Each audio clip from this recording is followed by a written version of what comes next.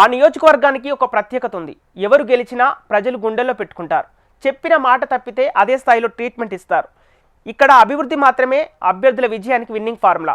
అలాంటి నియోజకవర్గంలో మాజీ ఎమ్మెల్యే చేస్తున్న వ్యాఖ్యలు రచ్చగా మారుతున్నాయా? మరోవైపు సిట్టింగ్ ఎమ్మెల్యేకు ఆదరణ పెరుగుతోందా? సేవారంగంలోనూ దూసుకెళ్తున్న ఎమ్మెల్యేను ఎదుర్కోవటం కష్టంగా మారిందా? ఆ మాజీకి ఇప్పుడు సొంత పార్టీ నుంచే వ్యతిరేకత మొదలైందా? ఇంతకీ ఏదా నియోజకవర్గం? ఎవరా మాజీ ఎమ్మెల్యే? పల్నాడు జిల్లా వినుకొండ రాజకీయంగా ఎంతో చైతన్యం కలిగిన నియోజకవర్గం. ఇక్కడ పార్టీలు, వర్గాలు ఎప్పుడూ యాక్టివ్గానే ఉంటాయి. ఇక్కడ 2024 ఎన్నికల్లో టీడీపీ నేత జీవీ ఆంజనేయులు విజయం సాధించారు. ప్రస్తుతం కూటమి ప్రభుత్వంలో చీఫ్ విప్గా ఉన్నారు.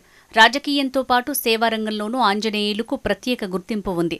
కొద్ది రోజులుగా వైసీపీ మాజీ ఎమ్మెల్యే బొల్లా బ్రహ్మనాయుడు, జీవీ ఆంజనేయులు మధ్య డైలాగ్ వార్తో పాటు సవాళ్ల పర్వం కొనసాగుతోంది.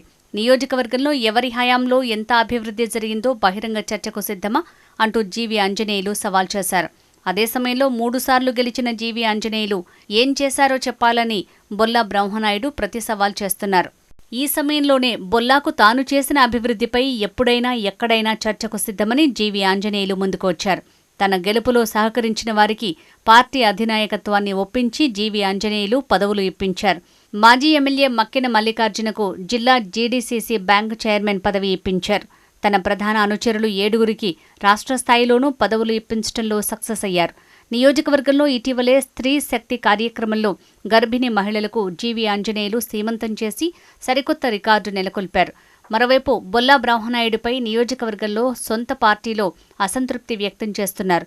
ఆయన స్థానంలో మరో నేతకు ఇన్ఛార్జ్ బాధ్యతలు ఇవ్వాలంటూ వైసీపీ క్యాడర్ పార్టీ నాయకత్వాన్ని కోరుతోంది.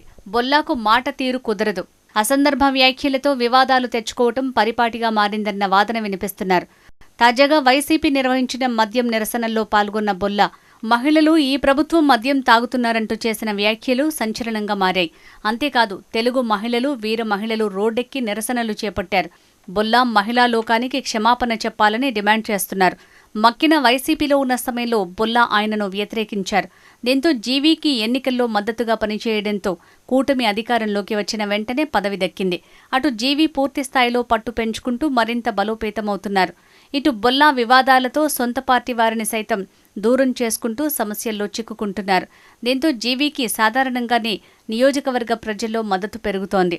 వచ్చే ఎన్నికల దిశగా జీవీ ఇప్పటికే వ్యూహాత్మకంగా అడుగులు వేస్తున్నారు. దీంతో వినుకొండలో ఇప్పుడు జీవీ హవా కొనసాగుతోందన్న టాక్ బలంగా ఉంది. రాబోయే రోజుల్లో జీవీ, బొల్లా మధ్య సవాళ్లు, ప్రతి సవాళ్ల పర్వం ఎటువంటి పరిణామాలకు దారితీస్తుందోనన్నది ఆసక్తికరంగా మారింది.